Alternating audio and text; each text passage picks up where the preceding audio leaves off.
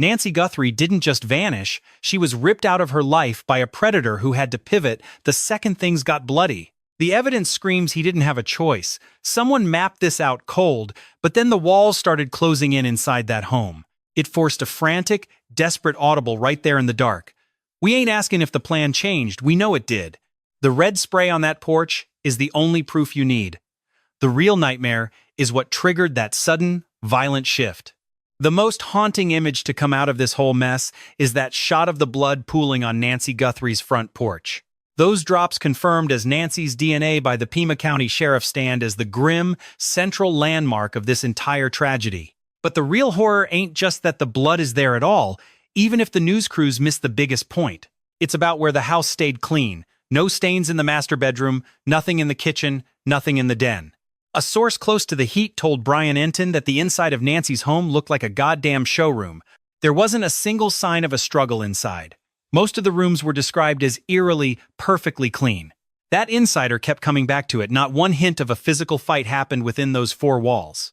The way they put it to me was that the place was basically immaculate, like no one had even been there. On day 56, Ashley Banfield brought in Phil Waters, a retired Houston homicide detective who's seen the worst of humanity. Waters, a guy with over 400 cases under his belt, saw the same red flags. No forensic trail in the bedroom. No signs of a struggle in the living areas. The violence didn't drift through the house, it started and stopped at the door. Banfield pushed it further on her podcast, citing two different badges who were there when the yellow tape went up. That blood at the front entrance wasn't just on the outside, it had leaked into the house too. Just past the door, the same droplet pattern seen on the porch ran right over the threshold in a steady, rhythmic line. It's a matching trail of gore that links the foyer to the concrete outside that front entrance. I found out this week exactly where it sits, and it's right on that thin line of the front threshold. Now, the Pima County Sheriff hasn't put their official seal on this, but Banfield's sourcing is tight and specific. You've got two different cops backing each other up, with one of them ready to go even deeper into the details. And when that second source described what the first responders saw, the details that made them call the heavy hitters, it wasn't just the blood on the porch that changed the game, it was the story told at that front door. What you're looking at is a home that's pristine in every corner except for one singular violent failure. One tiny spot where the bleeding started and stayed long enough to leave a mark on both sides of the frame. Then it just heads out. No wrestling in the hallways, no chase through the house, just a sudden messy exit. This wasn't how the night was supposed to end. To understand why it did, you gotta see the moments before the break. That failure is what we're dissecting right now. Look at how this property was prepped, and you'll see the intent. A plan existed before it all went to hell. Savannah Guthrie finally spoke out about her mother's disappearance recently. She sat down with Hoda Kotb on the Today Show on March 26, 2026, and mentioned those back doors. The doors were wide open. She made a point to say it twice, like she couldn't wrap her head around it. In those first frantic moments, the family prayed that maybe paramedics had rushed in through the back with a gurney. It was the only lie they could tell themselves. But Nancy's phone, her purse, and her shoes were still there. She'd been dragged out in her pajamas, barefoot and helpless. There wasn't an ambulance for miles. Those doors were open because someone wanted them open. The family only thought of medics because of that staged opening. Then Banfield's sources dropped the one detail that turns a weird observation into a professional, cold-blooded setup. It was a tactical, operational pattern. On the March 31st episode, Banfield revealed what those law enforcement sources knew. The killer actually grabbed Nancy's own flower pots from the patio to wedge those back doors wide open. That kitchen entrance has a screen door and a heavy inner door. Both were pinned back, inviting the dark inside. Even the back gate of the property was propped open with those same pots to ensure a clear path. I've had two more badges confirm since then that the back door was left wide, gaping open. He used her own garden decor to keep that screen door from shutting. 3 exits were held open at once. A high-ranking insider also told Banfield that the predator took the time to smash every exterior camera and light he could find. He blinded the house before he made his move. The sheriff ain't confirmed it, but the picture they're painting is one of total control. The predator cut the juice, killed the porch lights, and left 3 doors hanging wide open like a trap. This wasn't some random prowler. You don't just happen to find and smash every security lens without scouting the place first. That's ghost work. That's homework. Nobody grabs random objects from the yard to prop open specific exits, unless they've already paced out every single inch of that floor plan. You don't pull off a stunt like that the first time your boots hit the driveway, and the FBI, they knew it too. The feds didn't just look at the night things went south, they went knocking on neighbors' doors, hunting for footage from way back. They pinpointed January 11th and January 24th. That's weeks before the nightmare finally started on February 1st. The suits ain't saying exactly what they saw, but you don't circle two random dates on a calendar for nothing, not in a case like this. That specific request tells you everything. It says something damn important happened near Nancy's porch on those 2 nights. The Bureau was betting their suspect had been haunting that neighborhood at least twice before he finally made his move on Nancy. Pima County Sheriff Chris Nanos didn't mince words on the record. He flat out confirmed this kidnapping was a targeted hit. He told the press they think they've got the motive pegged too, but he kept his mouth shut on the details, citing the active hunt. Targeted, coldly planned, surveilled like a military objective, 3 doors open, cameras dead, and a backway exit prepped for the getaway. That was the script, that was the play, but when the dust settled, the blood was pooled right at the front door. Now, let's look at the dark heart of this mess that most folks are too scared to really think about. Something don't add up. If you buy that this whole operation was as clinical and heartless as the evidence shows, you gotta ask a much tougher question. It ain't just about why he switched paths. It's about what this kind of monster needs to win and what breaks him. See, a targeted snatch and grab for cash, which is what the law thinks this was, has one rule that beats all others: anonymity. That's the lifeblood of a ransom play. The guy doing the grabbing can't ever let his face be seen by the victim. She can't know him. She can't describe him. She can't put a name to the shadow because a ransom exchange requires the kidnapper to stay a ghost. Every bit of the negotiation, the proof of life, the whole sick dance, it only works if the predator stays behind a curtain. The second that mask slips, the whole operation rots. Everything changes. It stops being a plan and starts being a desperate cover-up. This guy knew the stakes. He knew he couldn't be a face, just a silhouette. He was terrified of being recognized. Look at the FBI footage from February 10th. You see him on that front porch moving through the shadows with a purpose. He reaches for the ring camera, using the porch bushes to hide his mug from the lens while he goes for the kill. He's masked. Gloved up. Head to toe in a jacket and long pants, hauling a 25-liter Ozark trail pack with a pistol holstered. Every single piece of that gear, the mask, the gloves, the way he dodges the lens, was meant to keep him a nobody. But there's a hole in that logic that the public files haven't filled in yet, a question that sits heavy in the gut. Sure, the mask was on for the outside cameras. But was it still on when he stepped into the pitch-black bedroom to face Nancy? He's standing over her bed in the dead of night, about to take her. Did he keep his face hidden then? We don't know what Nancy saw in those final seconds. And that little detail? It's the difference between life and death. An operation built on being a ghost, run by a guy careful enough to kill the lights before he even touched the door. He masked up just to destroy a camera he knew was there. This was a man obsessed with staying in the shadows. The back exit was the perfect escape. Away from the streetlights, away from the neighbors, through the gate and into the void. That back door wasn't just a way out. It was a promise of invisibility. It was how he planned to vanish. Drag her out the back, dodge every sightline, and melt into the night. That was the dream. Then he found Nancy. Savannah Guthrie didn't hold back about her mother's health. Those details paint a much darker picture of what happened inside that house. She said her mom was living in a world of constant grinding pain. Her back was shot. She could barely move most days. On a rare good day, Nancy could maybe limp to the mailbox. Most days, she couldn't even manage that short walk. Think about that back route now. Through the kitchen, over the patio, through a gate, and across rough dirt in the dark barefoot. That's a brutal trek for a healthy person. For a woman in Nancy's shape, it was a physical impossibility. Ashley Banfield put it bluntly on her show. She asked the one question that cuts right through the suspect's careful planning. Did he really think he could force Nancy at gunpoint through that propped open screen door and across the yard? Maybe he didn't realize she was physically broken. Maybe he didn't count on her being unable to walk the path he'd picked. Suddenly, his master plan hits a brick wall. That mobility argument, it's backed by the facts and it's stone-cold real. A woman who couldn't reach her own mailbox wasn't ever going to make it across that back patio alive. Imagine her dragged through the dark, body shattered and screaming under duress.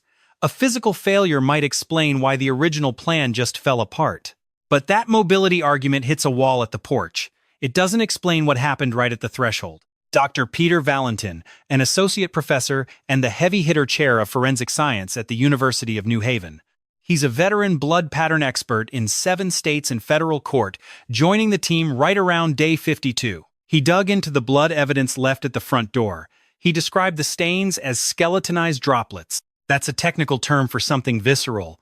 A skeletonized stain forms when a blood drop hits and starts drying. Before anything disturbs it, the outer ring sets firm, the center stays hollow. That ain't a quick drop. It didn't come from someone rushing through a doorway. That's a drop that had plenty of time to sit. Okay, what I see here are called skeletonized droplets. If you look closely at some of these spots, on the porch outside, they look partially dried. The surface it landed on already started the drying process, before the source of that blood moved away. Valentin found these marks on both sides of the door's threshold, inside and outside. He said if blood sits inside long enough for drops to pool and stay there, and does the same on the outside, there is a dark inference for us to draw. We are talking about a significant chunk of time. It is a period that is not just momentary. Nancy was stuck at that threshold long enough for her blood to accumulate on both sides of the frame. A simple mobility problem doesn't produce a threshold event like that. If the plan change was purely logistical, she can't walk the back route, so you carry her out the front. The blood record would look different. It would show a single transition, one crossing. It wouldn't be a sustained, heavy accumulation of blood. Having blood on both sides of a specific door frame for a period, a scientist calls not insignificant. Something else went down at that threshold, something that wasn't fast, something that kept Nancy pinned at the front door for a long time on both sides before she was finally hauled across the porch. What holds a person at a threshold instead of moving them through? Why wasn't she taken out cleanly? For a duration long enough to leave dried evidence on both sides, it smells like resistance or confrontation. An interaction that wasn't a smooth transfer from one space to another. Something produced a massive pause. A delay so long that the blood had time to start setting in the pattern Dr. Valentin describes. In a targeted kidnapping built on staying a ghost, the most destabilizing form of interaction is recognition. Let's be precise about what recognition means here. This wasn't some stranger at a random house. Investigators believe and have confirmed on record that this was a targeted hit. The target was Nancy Guthrie. The property was surveilled, cameras were mapped and killed, the whole route was planned out. Objects on the property were identified as tools. This level of detail doesn't come from a single drive-by. It comes from deep familiarity. Whether Nancy would have recognized the person inside her home is the question. Public evidence can't answer that yet, but the logic of what recognition means is something evidence speaks to. A ransom kidnapping depends on the snatcher being a total stranger. It ain't about the victim being compliant. They aren't easier to handle when they don't know you, but the whole structure of the aftermath depends on the victim not being able to identify the person responsible. Everything that comes after relies on that. A proof of life, a ransom drop, a negotiation. All of it assumes the kidnapper remains a nameless shadow. The second the victim puts a name to the face taking them, the whole operational math changes entirely. The risk of releasing that victim, which is the goal of a ransom job, shifts into something fatal. Consider that calculus from inside the plan the moment she recognizes you. You've prepped this entire property. You've watched it for weeks, you've killed the cameras and staged the exits, you have an operation built on the assumption that when this is over and the ransom is paid or the goal met, the person you took cannot point to you by name. That is the bedrock. Without it, the thing changes its character. A kidnapping where the victim identifies the snatcher isn't a clean ransom operation anymore. It is something far more dangerous for the kidnapper. It introduces a variable that just cannot be managed. Through exits, or stage doors, or killed cameras. It means the only way out is much more permanent. Seeing her face makes her a human being with a story just like yours bleeding out. There ain't but one way to kill that exposure. He had to burn his whole plan the second she saw his face. It wasn't no small tweak, but a total shift in the risk of every single thing that happened after that. The forensic marks at the pricing doorway show us 2 dark possibilities that might have collided in one single, violent moment. Amy Santoro, a forensic pro with 18 years in blood patterns and crime scenes, took a hard look at evidence on the 17th of March 2026, appearing on the Megyn Kelly Show to talk about the Sirius XM case. She broke down the blood patterns from the public photos and the raw footage taken right outside Nancy Guthrie's house. She made it clear that she ain't part of the official team and was only looking at what the public has already seen. Her take is an expert opinion on the record, but ain't an official report. She called the blood on the porch drip stains, red drops falling from a living source and hitting the wood below. She said the pattern showed blood falling from a height of at least 2 feet, maybe even more. She couldn't tell if it came from a jagged hand wound, an arm, or a broken face just from the available shots, but she knew the speed. There's so much blood out there that if she was just walking, I don't think you'd see that kind of spread. It shows that she was bleeding out fast and heavy. I think it's a dead giveaway that the red was flowing quick. Lots of blood, or what pros would call satellite spatter. That happens when blood drops from high up onto a hard surface like this. So what I can see is that the blood was falling from over 2 feet. The sheer amount of it is the key to knowing what happened at that threshold. A slow, minor leak don't leave the kind of mess Santoro sees from those porch photos. A deep, fast-flowing wound does, and you see that when a person is being carried high while moving, dropping blood in that vertical pattern the experts described.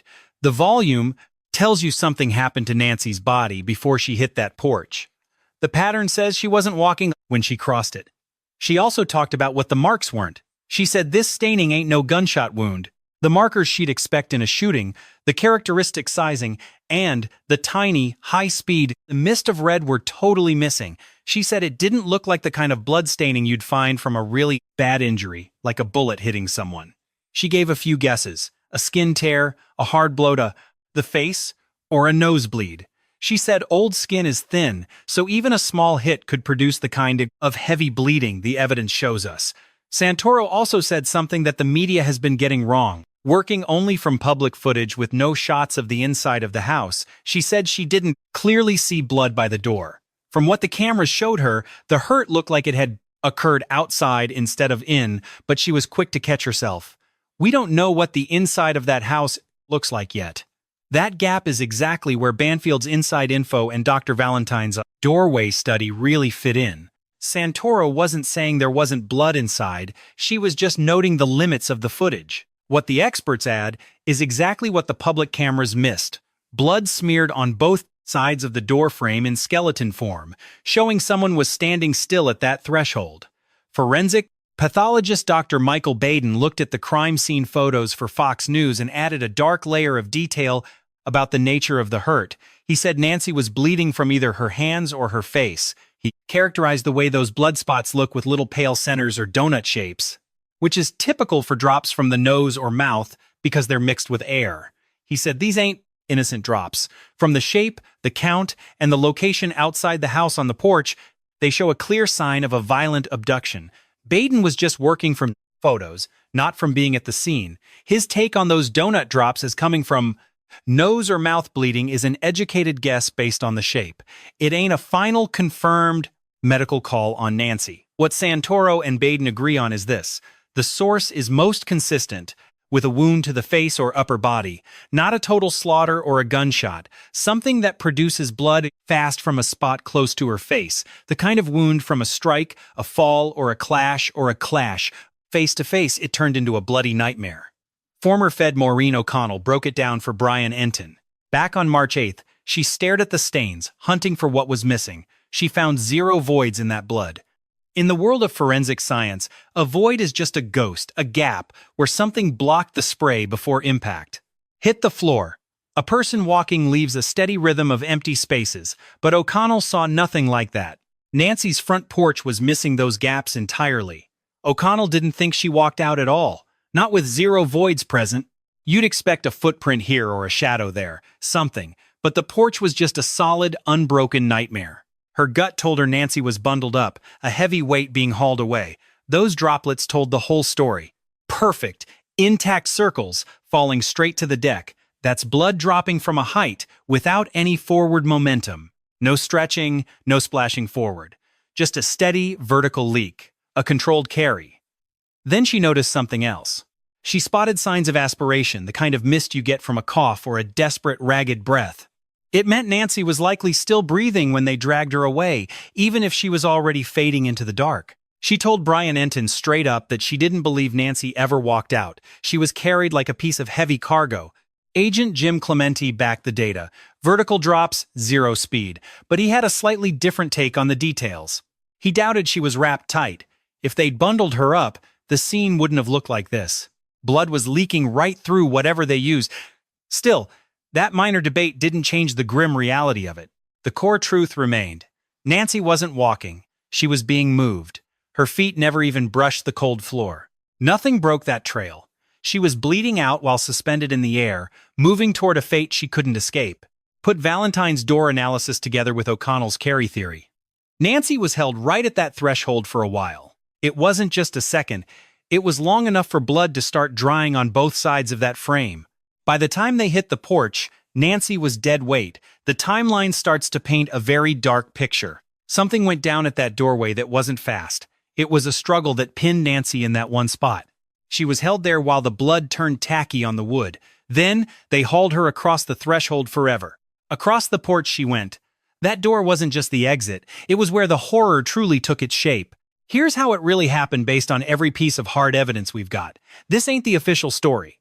Cops ain't talking yet. But the physical record and the expert eyes tell a story that's hard to ignore now. The scene was set long before they arrived. They prepped the house, they killed the lights, they cut the feeds. Security lights went dark. The back door was left ajar. The predator arrived at the front porch ready for war.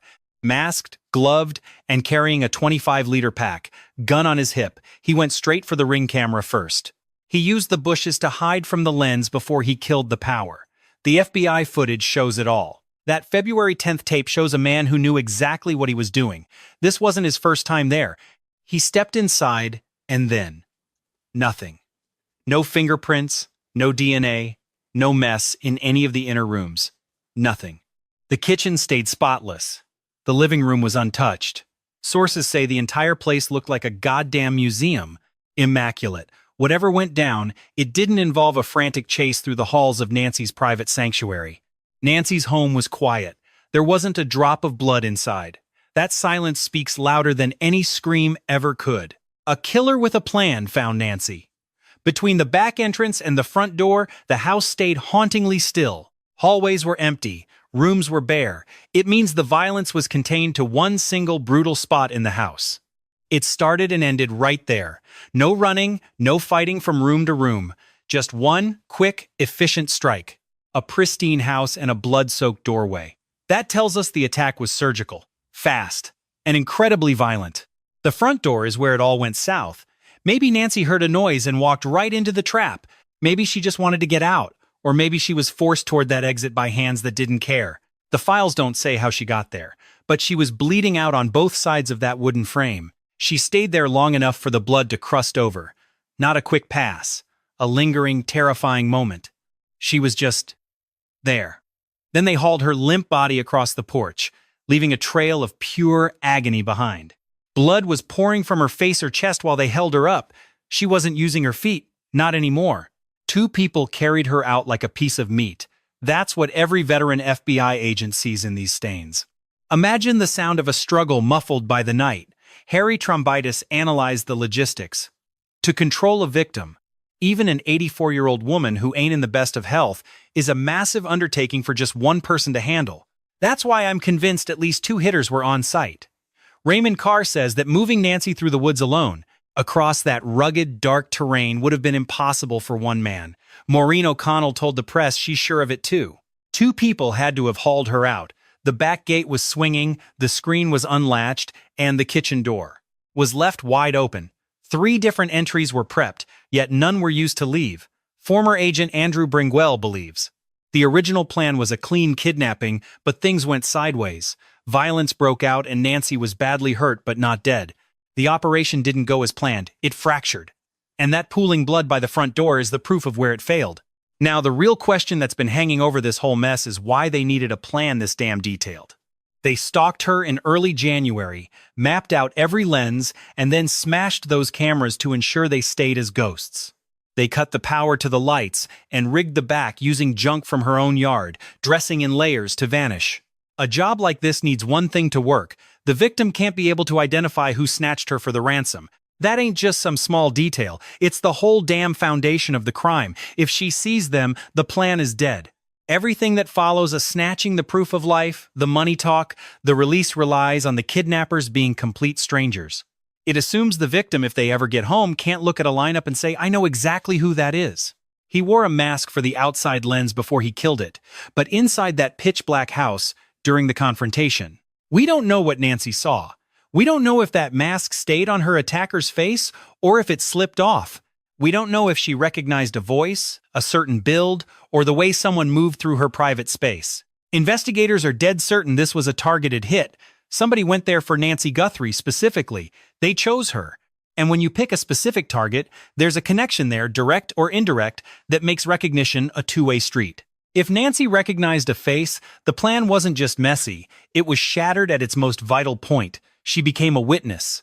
That carefully staged back exit wasn't the priority anymore. The only goal was getting her out of there before she said more. He had to move her immediately, before she could scream a name or fight back against the hands pulling at her. The front door was the closest path. They took it, and right there at the threshold, something went horribly, violently wrong. In that short, terrifying window Dr. Valentine describes, blood was spilled on both sides of the door before they vanished. Agent Raymond Carr thinks the back was just an entry point, but he agrees on the chaotic exit through the front. There ain't a doubt in his mind she was hauled out the front door. The blood marks the path she took. Experts might fight over what the back door meant, but they all agree on the story the front door blood tells. She was bleeding, she was in a hurry, and she was being carried into the night. That's where the evidence stops. Did he scrap his whole plan the second she saw his eyes? That's the question that keeps investigators up at night. Because whatever Nancy witnessed inside her home that night in early 2026, whatever she realized, whatever she said or did when she saw who walked into her room, that's the part the public hasn't heard yet. The cops are keeping their cards close, but the evidence fits the theory. It was a kidnapping built on total anonymity. A targeted hit that needed the kidnapper to stay a ghost to succeed. When the mask slipped, the plan died. They were careful about staying hidden from every angle, the lights, the cameras, the masked approach, and that quiet back exit. The suspect hid his face from the doorbell cam before he tore it out. He was trying so hard to stay invisible. The inside of the house was clean, except for that one bloody mess right at the front door's threshold. The blood pooled there long enough to start drying on the floor before they finally dragged her out into the dark. They ignored the back gate, propped open with her own flower pots. They ran for the front door instead. Not because they wanted to, but because the plan was broken, and that door was the fastest way to disappear.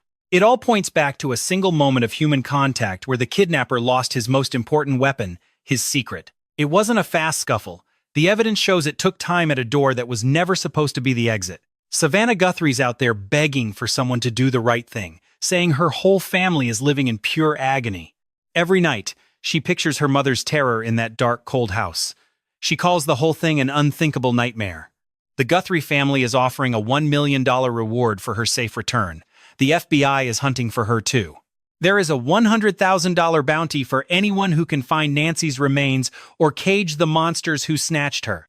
If you saw anything out of place in those pitch-black Catalina foothills north of Tucson on the night of January 31st, moving into February 1st, 2026, tell the FBI at 1-800-CALL-FBI or hit tips.fbi.gov.